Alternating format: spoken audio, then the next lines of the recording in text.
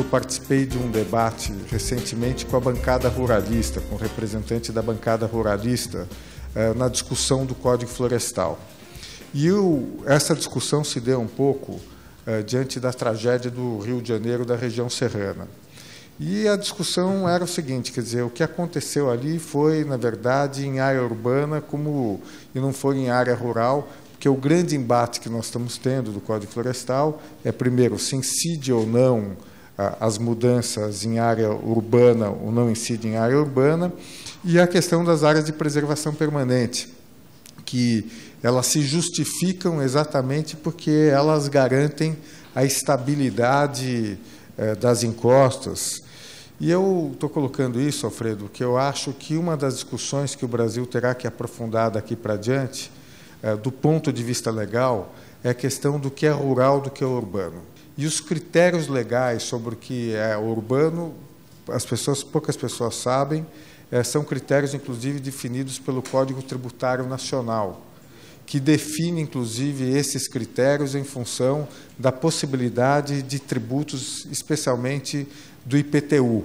E muitos prefeitos, inclusive, têm interesse em decretar áreas de expansão urbana em função da possibilidade de, a partir daí, aumentar a arrecadação de IPTU. O tema do clima é dividido normalmente em duas áreas muito claras, inclusive na convenção. Você tem o tema da mitigação, que é efetivamente você reduzir as emissões dos gases de efeito estufa. Do ponto de vista do mundo, quer dizer, você tem duas datas que são cruciais, 2020 e 2050, e toda a negociação da convenção, desde Copenhague, em Cancún, ano passado, se dá no sentido de verificar se é possível estabilizar o aumento da temperatura média do planeta em 2 graus Celsius até o fim do ano. Tem muita gente que acredita que isso não é possível, mas nós somos otimistas, isso significaria estabilizar as emissões até 2020 e, a partir daí, fazer uma redução dessas emissões, de modo que, em 2050, nós teríamos que ter uma redução de 80% das emissões de gás de efeito estufa, que representa um desafio que é uma verdadeira revolução em todas as nossas vidas. Quer dizer, redução no campo de energia, no sentido de abrir mão do combustível fóssil.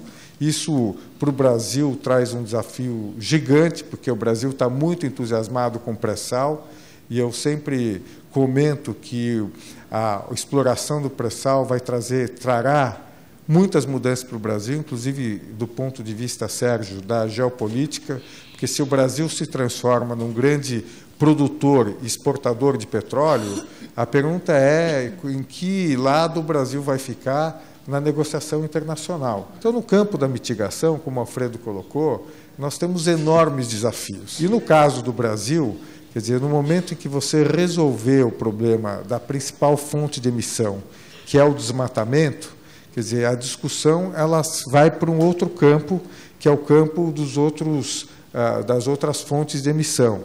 Transporte é um tema muito importante, inclusive eu falo isso porque a economia brasileira cresceu nos últimos anos, em grande parte com um aumento do consumo de automóveis. E o aumento de consumo de automóveis traz um lado muito visível nas cidades, que são os congestionamentos. Eu vi um artigo, alguns anos atrás, em que se dizia que a solução para Nova York são carros elétricos. Se eu abastecer o carro elétrico na tomada, e essa tomada está associada a uma usina termoelétrica, quer dizer, eu não estou reduzindo as emissões. O Brasil hoje tem como maior parceiro comercial a China. Nós somos os maiores exportadores para a China de soja e minério de ferro. A contrapartida da China é a abertura do mercado brasileiro. Inclusive, nós vamos enfrentar daqui a pouco o carro chinês circulando nas ruas do Brasil. Quer dizer, isso vai significar que nós vamos ter que adaptar a nossa economia no sentido de que ela possa, eventualmente, competir com a China. No tema de adaptação, o que eu acho que nós temos que colocar em termos de cidades é o despreparo das cidades brasileiras para o tema do aquecimento global. Eu não sou contra que se dê acesso, Nelson, a todos ao ar-condicionado. A questão que se coloca é se a oferta de energia, a infraestrutura de energia, está preparada para isso. Eu, pessoalmente, acho que não está. Qual é a alternativa que nós temos? É, na verdade, começar a fazer modificações às PAs, inclusive, além da lei de mudança do clima, no Código de Obras das cidades, de maneira que o Código de Obras possa, na verdade, determinar pé direito mais alto, circulação de ventos, inclusive para criar alternativas efetivas e estimular objetivamente que nós possamos reduzir a emissão de gases de efeito estufa e criar alternativas, inclusive, para o aumento de energia do país. Eu posso aumentar o PIB sem necessariamente aumentar o consumo de energia.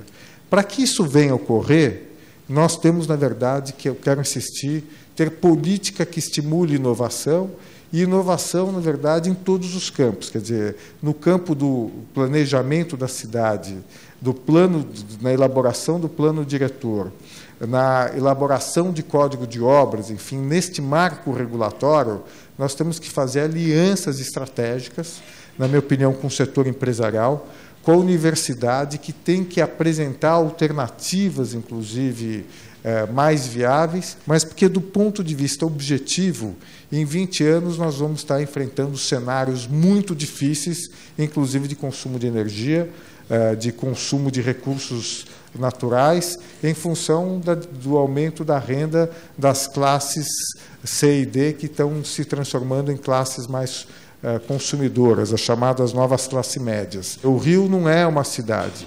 Nós temos a região metropolitana do Rio, temos a região metropolitana de São Paulo, e não é possível se pensar, na minha opinião, em políticas públicas que não compreendam a dimensão metropolitana. E, com o tempo, eu defendo, inclusive, que se crie a figura metropolitana do ponto de vista político, para que possa haver uma integração maior. Com o tempo, nós teremos que ter um planejamento de transporte metropolitano. Nós teremos que ter a tributação metropolitana, se fosse possível, inclusive para trabalhar na mitigação e para trabalhar na adaptação. Na mitigação, do que eu estou falando? Quer dizer, instrumentos tributários que estimulem, por exemplo, edifícios que conservem energia, edifícios que tenham telhados verdes que ajudariam muito nas chuvas muito fortes, a diminuir a velocidade das águas. Eu acho que nós temos que, enfim, ter a coragem de ter essa agenda numa visão holística, articulada com os estados e com os municípios, para ter uma proposta mais inovadora de país em relação a esses temas. Então, muito obrigado.